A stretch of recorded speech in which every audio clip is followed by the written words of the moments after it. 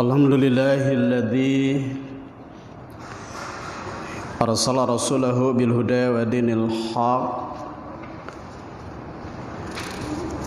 liyuzhirahu ala dini kullih wa kafa billahi syahida.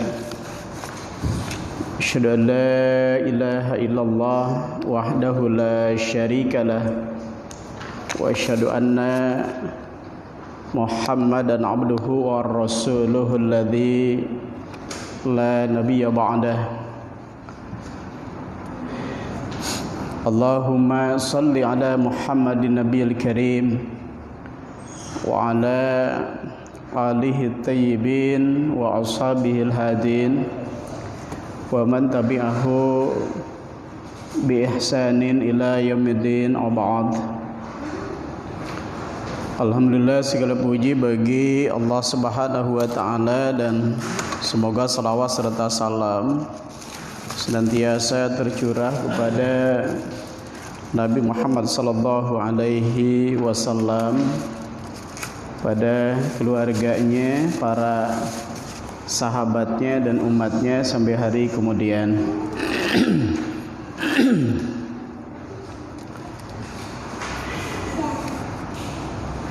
Pada kesempatan malam hari ini kita melanjutkan seri kajian.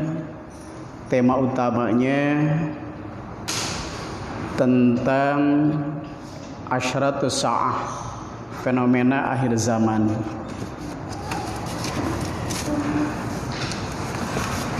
Ibu cukup? Oke.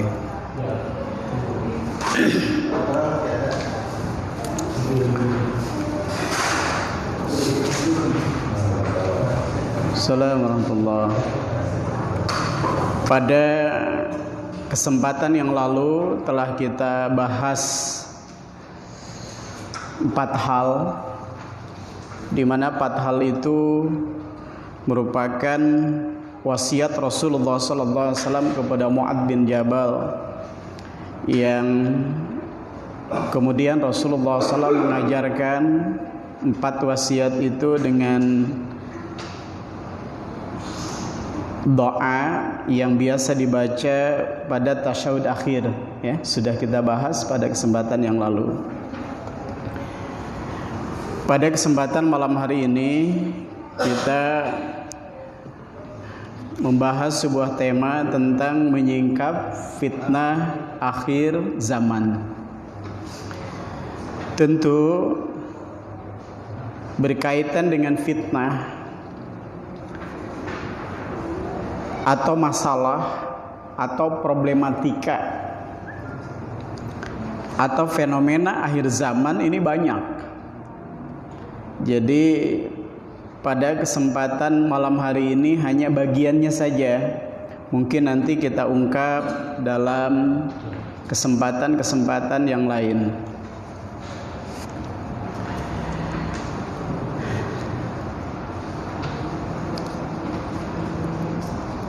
Sebuah hadis Rasulullah sallallahu alaihi wasallam saya cantumkan di sini sebagai sebuah mukadimah.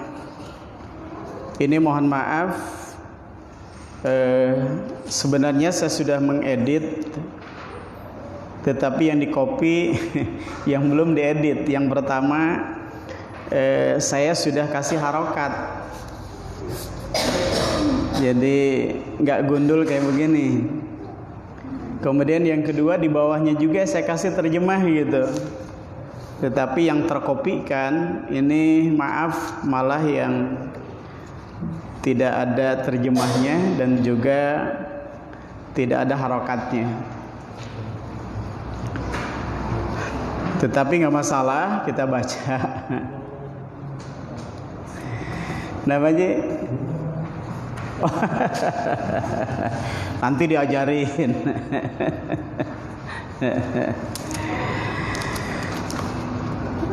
Rasulullah sallallahu alaihi wasallam menjelaskan,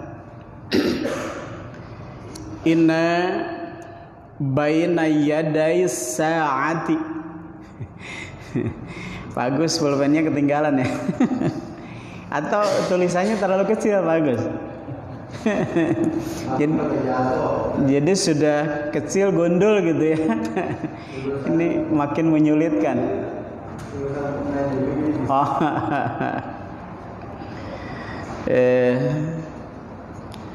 Nanti digemukin ya tulisannya ya. Inna baina yaday sa'ati fitanan ka'annaha qit'ul lailil mazlumi. Sampai situ dulu.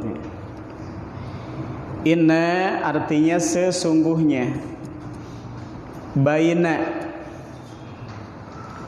secara lafziyah baina diartikan di antara. Yadai itu asal kata dari yadun. Yadun, yadani, aidi. Secara lafziyah artinya tangan. Jadi kata dasarnya dari yadun, lahir kata yadai. Sebenarnya secara lafziyah yadai ini merupakan bentuk kata yang menunjukkan dua tangan ya, nunnya dibuang, yadaini gitu. Nunnya mahdhuf dibuang. Secara lafziyah yada itu tangan, yadai berarti dua tangan. Tetapi secara maknawiyah posisi tangan itu ada di tangan apa di samping tangannya? Samping ya, sebelah kanan, sebelah kiri. Tetapi aktivitas tangan itu pada umumnya ke depan, gitu. Maka kalau tangan aktivitasnya ke belakang itu kurang nyaman gitu ya. Seperti kalau kita gatel gitu lalu digaruk. Kalau boleh minta yang gatel itu di depan aja enak garuknya gitu ya. Kalau garuk di sini aduh gitu ya. Kadang suka nyuruh orang lain kan. "Ma tolong garukin ini nih nggak nyampe tangannya." Dan konotasinya kalau tangan aktivitas ke belakang itu negatif. Ke samping juga bisa negatif. Jadi oleh karena itu proses pembagian kitab catatan amal, maka yang positif itu abror itu orang-orang yang berbuat baik, calon penghuni surga itu dari arah depan.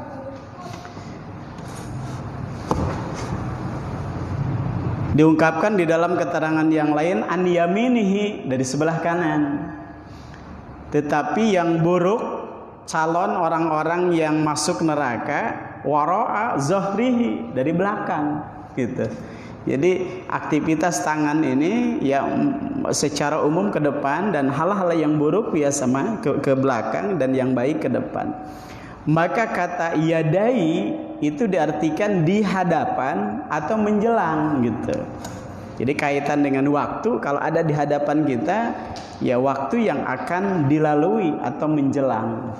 Maka diartikan baina di antara yadai menjelang. Atau kadang diartikan di ambang pintu.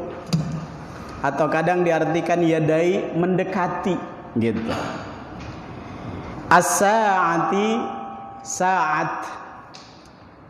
Jadi saat dalam bahasa Arab secara lafziyah artinya waktu. Dan ini sudah menjadi bahasa kita. Sesaat. Sesaat yang lalu telah terjadi peristiwa. Nenek-nenek dan kakek-kakek menyeberang jalan. Tiba-tiba ada mobil dan kesenggol. Maka akibatnya kepala nenek-nenek dan kakek-kakek terpisah. Kapan? Sesaat yang lalu. Begitu Ji. Di kepala nenek-nenek dan kakek-kakek terpisah.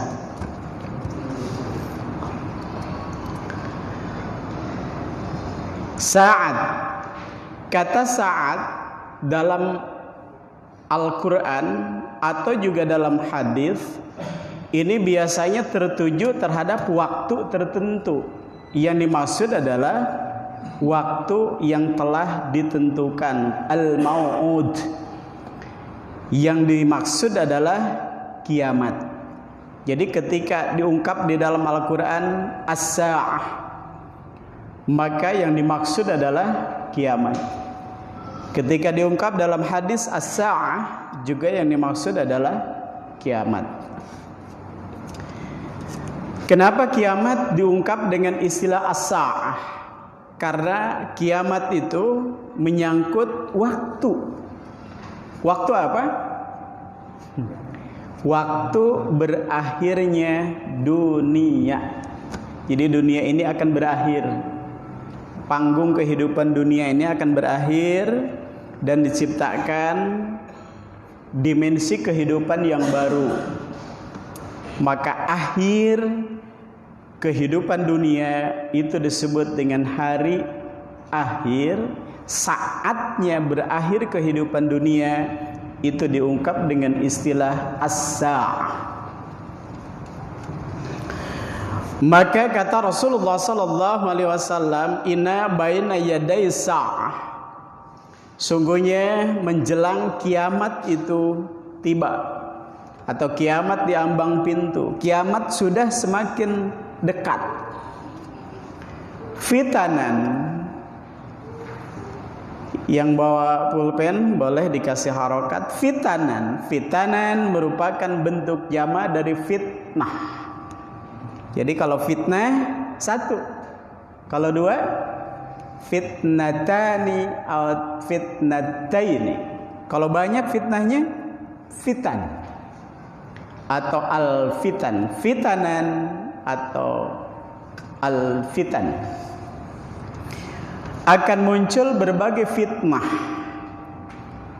Apa yang dimaksud dengan fitnah? Saya ungkap sekilas. Fitnah bisa berarti ujian.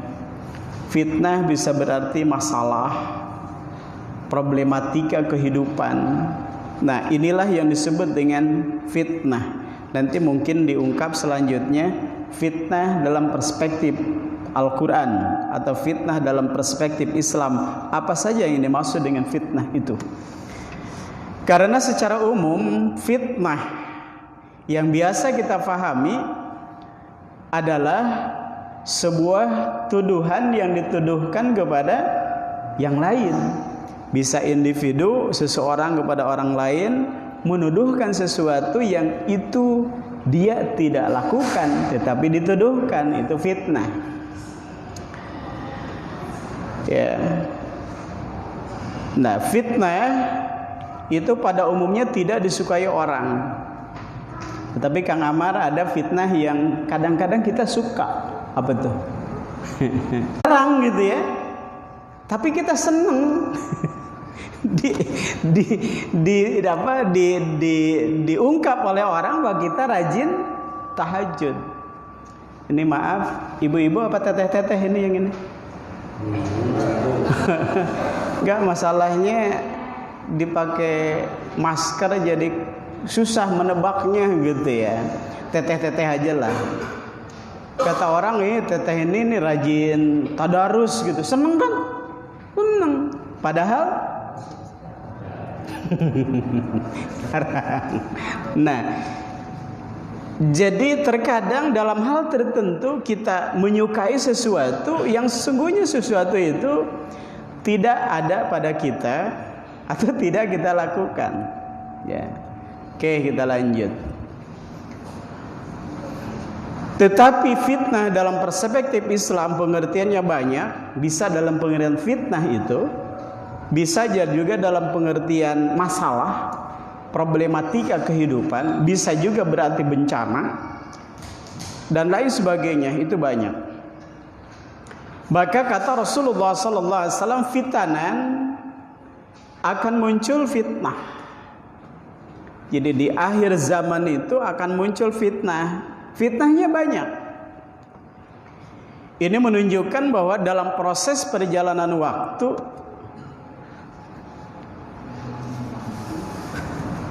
masalah yang dihadapi oleh orang yang beriman secara khusus bukan semakin surut tetapi semakin banyak. Bukan semakin surut tetapi semakin banyak. Nah, dianalogikan oleh Rasulullah sallallahu alaihi wasallam ka'annaha qit'ul lailil mazlumi. Ka'annaha, seakan-akan fitnah itu, masalah itu, problematika kehidupan itu, qit'ul lail. Qit'un itu asal kata dari qata'a, potongan, lapisan atau kepingan. Al-lail, malam. Al-mazlum, yang gelap. Jadi kata Rasulullah sallallahu alaihi wasallam, masalah-masalah yang dihadapi oleh umat Nabi Muhammad sallallahu alaihi wasallam, oleh kaum muslimin, semakin hari semakin banyak, bagaikan kepingan-kepingan malam. Ibu sudah pernah menemukan kepingan malam? Kepingan malam? Sudah? Ya. Selimut malam? Sudah? Nah, kalau kita melakukan sebuah observasi, pengamatan, kapan mulainya malam? Diawali dengan terbenamnya matahari, terus malam beranjak sampai tengah malam, jam 00. Lalu setelah itu turun lagi, jam 1, jam 2 sudah disebutnya dini hari, terus sampai terbitnya fajar. Ini pergantian waktu. Kemudian setelah terbit fajar, beranjak sedikit demi sedikit, mulai dari remang-remang, kemudian sudah mulai terlihat, lalu nampak jelas, dan matahari terbit kembali, terang. Lalu ketika kita melakukan sebuah pengamatan, melakukan sebuah observasi, mulai dari waktu maghrib, tengah malam sampai akhir malam, di mana kepingannya? Sulit untuk menemukan kepingannya, sulit untuk menemukan jedanya, batasnya di mana? Kita susah. Kenapa? Karena malam sudah menjadi sesuatu yang melembaga, menyatu. Mulai dari awal malam, tengah malam sampai akhir malam itu menyatu. Nah, ini menunjukkan bahwa persoalan yang dihadapi khususnya oleh kaum muslimin semakin hari bukan semakin surut, tetapi semakin hari semakin banyak, semakin kompleks, masuk ke berbagai ranah kehidupan. Muncul satu masalah, belum selesai masalah itu, muncul masalah kedua.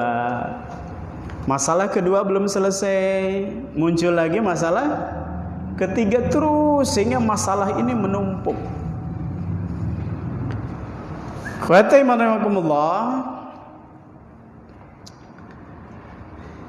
Ya, mungkin kajian kita malam ini mukadimahnya aja dulu, hadisnya dulu, karena ini juga penting untuk kita fahami.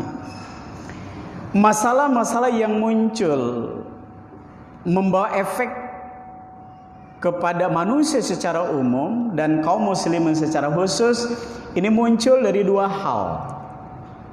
Yang pertama, dari kondisi alam. Secara sunatullah, mulai alam semesta ini diciptakan, khususnya bumi diciptakan terus berjalan sesuai dengan perjalanan waktu, maka bumi ini semakin hari semakin tua. Kalau kita semakin hari semakin muda ya Kang Amar ya. Bumi semakin hari semakin tua. Sehingga menurut para ahli sejarah, mereka melakukan penelitian bahwa sesuai dengan disiplin ilmu mereka, katanya bumi ini sudah berusia kisaran lebih dari 4 juta tahun. Bumi ini. Jadi kalau gitu kapan diciptakannya bumi? Kapan, Bu? 4 juta tahun yang lalu. Ya. 4 juta tahun yang lalu. Lebih dari 4 juta tahun yang lalu bumi ini sudah diciptakan oleh Allah Subhanahu wa taala. Maka secara sunatullah segala sesuatu kata Allah Subhanahu wa taala, kullu man 'alaiha fan wa yabqa wajhu rabbika dzul jalali wal ikram. Bahwa kullu man segala sesuatu fan akan binasa. Jadi segala sesuatu itu menuju kepada kehancuran sesuai dengan kehendak Allah. Ada yang sebentar, ada yang pertengahan, ada yang lama usianya. Misalnya maaf ya, Pak Agus dulu pernah jadi petani. Pernah nggak? Iya. Maka tanaman-tanaman yang kita tanam kan usianya macam-macam. Iya. Yang pertama, misalnya kita nanam timun ya. Nanam timun itu berapa hari panennya Pak Agus setelah ditanam? 1 bulan lebih ya, 2 bulan udah panen itu timun.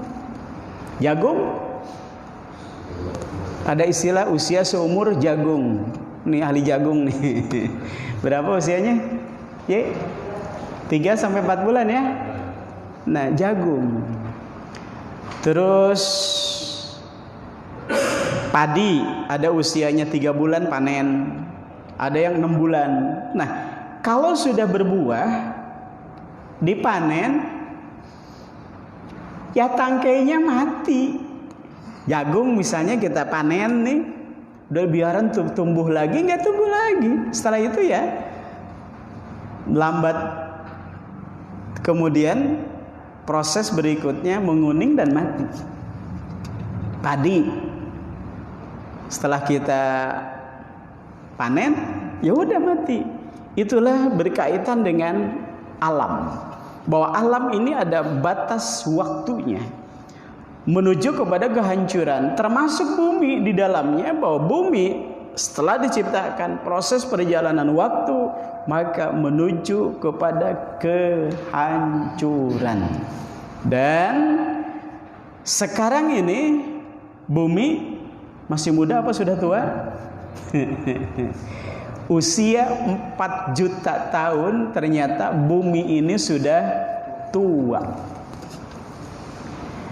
Sesuai dengan perjalanan kehidupan manusia yang mengisi bumi, bahwa usia bumi ini sudah masuk ke usia tua.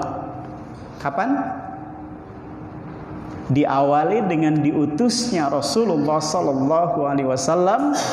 Maka kata Rasulullah sallallahu alaihi wasallam, aku diutus merupakan rasul yang terakhir. Setelah aku tidak akan ada lagi nabi dan tidak akan ada lagi rasul. Maka nabi terakhir, rasul terakhir, sesuai dengan perjalanan waktu. Dari sejak itulah diawali dengan perjalanan akhir zaman, akhir usia bumi.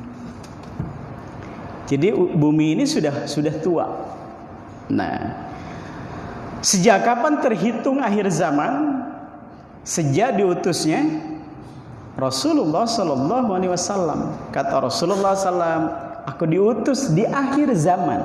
tidak ada lagi nabi dan rasul setelahku, maka rasul merupakan nabi dan rasul terakhir, dan dari situ juga mulai terhitung usia bumi sudah menjalani masa tua. Kapan rasul diutus? Ya, kalau rujuk kepada hijrah berarti kan 1442 tahun yang lalu kalau hijrah.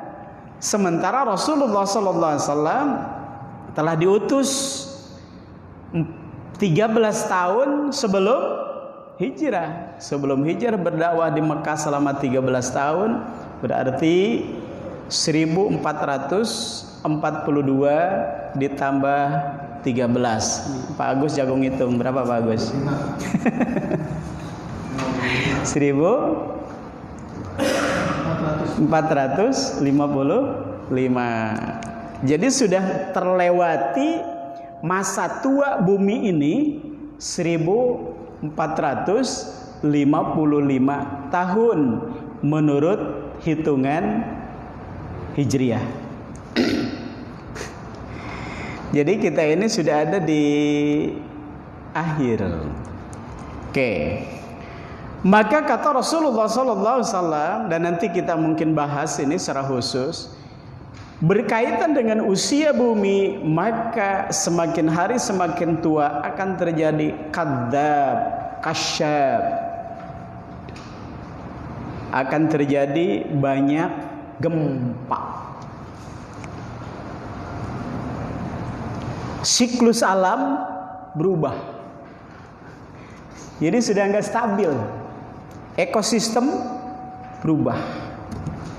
Jadi terjadi perubahan iklim. Terjadi banyak gempa, dan menurut catatan yang sekarang ini bisa diakses karena sekarang ini zaman digital. Jadi informasi yang terjadi di belahan bumi manapun hari ini bisa diakses. Maka semakin akhir itu semakin banyak terjadi gempa. Ya. Jadi terjadi gempa dalam perspektif Islam bukan secara kebetulan, ini kaitan dengan hukum alam. Tetapi ini kaitan dengan akhir zaman yang semakin membenarkan apa yang dinyatakan oleh Allah dan Rasulnya.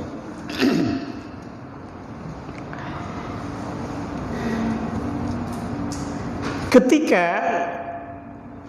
ada gempa, ya, kenapa terjadi gempa? Menurut para ahli kan yang namanya gempa itu di dasar bumi ini ada lempengan.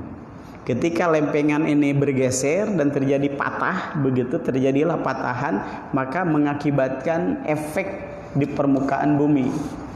Jika di permukaan bumi titik pergeseran lempengan atau patahan itu terjadi daratan, maka terjadi gempa. Jika di atasnya lautan, maka terjadi tsunami. Itu ilmiahnya begitu. Persoalannya, kenapa lempengan itu patahnya sekarang gitu loh, nggak dari dulu gitu. Itu masalahnya. Kajian keilmuan tentang alam itu benar secara ilmiah, tetapi persoalannya ketika diungkap satu pertanyaan, kenapa pergeseran lempengan dan patahan bumi di dasar bumi baru terjadi akhir-akhir ini, nggak dulu. Itu masalahnya. Nah,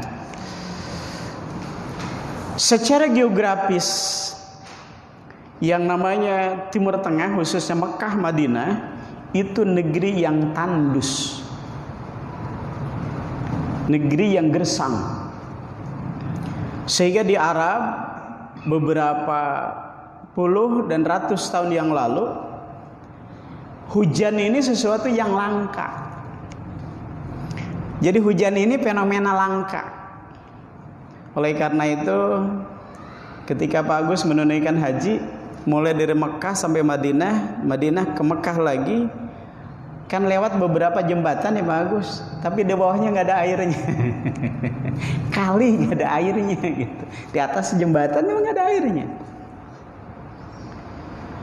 Di depan rumah, depan gedung, depan hotel, di kita kan selalu ada gorong-gorong, ada gotnya di sono. Gak ada aliran airnya. Nah, Rasulullah SAW menjelaskan salah satu bagian dari asyratus sa'ah, fenomena akhir zaman, apabila Mekah khususnya Jazirah Arab Mekah Madinah telah menghijau. Kenapa menghijau? Sudah terjadi pergeseran musim, perubahan terjadi. Dunia Arab, Mekah Madinah khususnya yang langka turun hujan, akhir zaman di sana akan banyak turun hujan. Dan informasi yang dapat kita akses hari ini di Arab sering turun hujan. Bahkan bukan sekedar hujan, salju, banjir, salju. Ya, kita dapat banyak postingan di Arab turun salju. Nah, ini fenomena. Nah, lalu yang berikutnya terjadi sebuah perubahan ekosistem. Angin yang bersahabat tiba-tiba menjadi bencana. Angin puyuh, angin tornado, angin apa lagi? Puting beliung. Nah, tapi kalau angin surga ya nanti biasanya menjelang pesta demokrasi tahun 2024 ya nanti ya. Insya Allah banyak angin surga. Ini nyalon, nah, biasanya calon menebar angin surga. Tetapi setelah proses perjalanan waktu yang dirasakan angin angin puting beliung, angin puyuh, angin ribut gitu. Nah, angin surganya kemana? Walau alam. Oke. Berkaitan dengan kondisi alam, ini menjadi persoalan bagi kehidupan manusia. Penerbangan misalnya, karena beliau punya penerbangan nih. Garuda tidak bisa terbang, kenapa? Cuaca buruk. Airlines tidak bisa, Merpati tidak bisa terbang karena cuaca buruk. Apa masalah? Masalah. Ya, Pak Agus yang sepertinya terbang untuk ngurus bisnis ke daerah sono, nggak bisa terbang. Kenapa? Cuacanya buruk. Bahwa persoalan kondisi alam ini menjadi persoalan bagi manusia. Di akhir zaman banyak yang menjadi persoalan menyangkut kendala alam. Satu, yang kedua. Sebentar lagi Isya ya? Ya, kita kerucutkan saja. Yang kedua, akan muncul persoalan bagi kehidupan manusia dari manusia itu sendiri. Manusia terlahir ke muka bumi ini ketika Nabi Adam diciptakan, Siti Hawa diciptakan, ini sudah terjadi konflik dengan siapa? Dengan jin ya, yang kemudian menjadi iblis, yang kemudian menjadi setan. Ini ada konflik awal. Lalu setelah itu membuahkan masalah. Oke, kita lanjut terus. Populasi manusia berkembang sehingga statistik hari ini, ketika manusia semakin hari semakin banyak, maka kompetitif kehidupan semakin tajam. Ini masalah. Sehingga statistik dunia hari ini berapa jumlahnya? Manusia kisaran 7,5 sampai 7,7 miliar. Penduduk dunia itu kisaran 7,5 sampai 7,7 miliar jiwa. Dan penduduk Indonesia hari ini berapa? Statistik nasional 260 juta sekarang ini, 260 juta. Nah, maka ketika manusia semakin hari semakin banyak, kompetitif kehidupan mencakup seluruh ranah kehidupan ini terjadi. Itu masalah. yang negatifnya menjadi persoalan, menyangkut berbagai ranah kehidupan sosial, politik, ekonomi, budaya, bahkan agama. Kenapa seperti itu? Karena dari 7,5 sampai 7,7 miliar jiwa terbagi dua secara umum. Ini merupakan perjalanan dari titik sejarah konflik antara Nabi Adam dengan iblis pada saat itu. Maka siapa yang menjadi pendukung kebenaran dan siapa yang menjadi pendukung kebatilan, manusia terbagi dua. Inilah yang kemudian menambah kompleks masalah. Oke. Nah, contoh kasus satu saja, karena sudah ada indikasi tibanya waktu Isya. Ketika berbicara tentang makanan saja misalnya, pendukung kebenaran yang menitik beratkan nilai spiritual, menitik beratkan tentang agama, makanan tidak cukup bergizi tetapi harus halal. Tetapi orang yang tidak mengindahkan agama, nah, makanan cukup bergizi, tidak harus halal. Maka konflik antara bagaimana menentukan label halal ini menjadi persoalan. Sampai hari ini kita disajikan dengan makanan-makanan yang terkadang gak jelas apakah ini halal apa haram. Ini masalah. Satu persoalan saja tentang makanan ini adalah masalah. Apalagi dengan perkembangan teknologi, orang-orang mengembangkan jenis makanan, ada jenisnya domba, tetapi kemudian dikasih apa, Pak Haji? Disuntik dengan gen babi sehingga bentuknya domba, tetapi apa namanya, unsur yang ada dalam dirinya unsur babi. Gimana ceritanya itu? Ini kan menjadi persoalan. Oke, saya kerucutkan. Maka oleh karena problematika kehidupan demikian banyak, menyangkut seluruh aspek kehidupan, manusia terbagi kepada dua golongan. Orang-orang yang beriman terbagi kepada dua golongan. Orang-orang yang beriman maka imannya semakin kuat, tetapi orang-orang yang lemah imannya boleh jadi imannya tergadaikan. Inilah hadis selanjutnya, kata Rasulullah SAW, yusbihur rajulu mu'mina. Boleh jadi kondisi saat itu seseorang di pagi hari menjadi orang yang beriman, wa yumsi kafira, tetapi pada saat beraktivitas bersentuhan dengan berbagai kebutuhan, maka dihadapkan kepada pilihan antara iman dengan kafir. Banyak yang tidak bisa mempertahankan imannya, wa yumsi kafira, akhirnya sore hari kafir. Atau kata Rasulullah sallallahu alaihi wasallam, wa yumsi mu'mina, boleh jadi sore hari mukmin terus beraktivitas menyangkut nilai-nilai sosial, dihadapkan kepada pilihan antara hak dan batil, antara kafir dan mukmin, maka wa yusbihu kafira, akhirnya di pagi hari terjebak dengan kekufuran.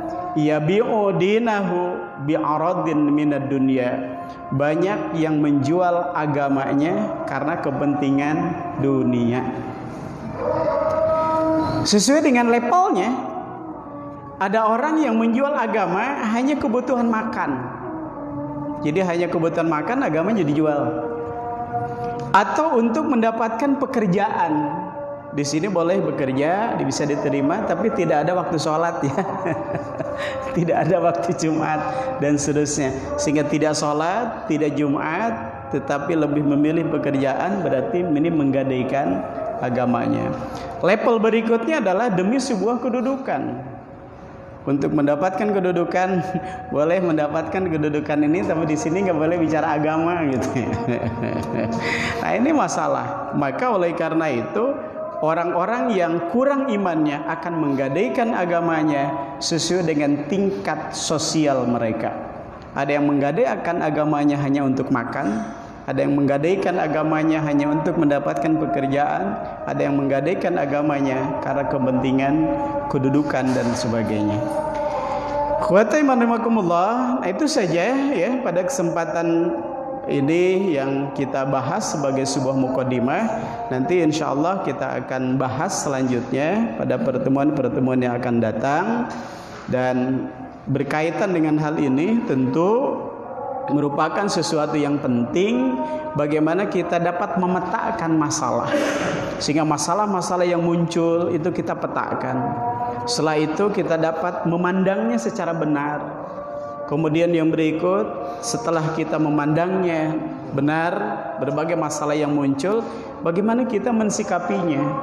Dan mudah-mudahan kita lulus dari masalah-masalah yang ada, dan kita berlindung diri kepada Allah, jangan sampai kita bagian dari yang menciptakan masalah, tetapi kita bagian dari yang dapat memberikan solusi dari masalah. Demikian kajian kita. Masih ada waktu barangkali? Itu cukup? Ada yang mau tanyakan? Agus? Kemarin masih penasaran tentang?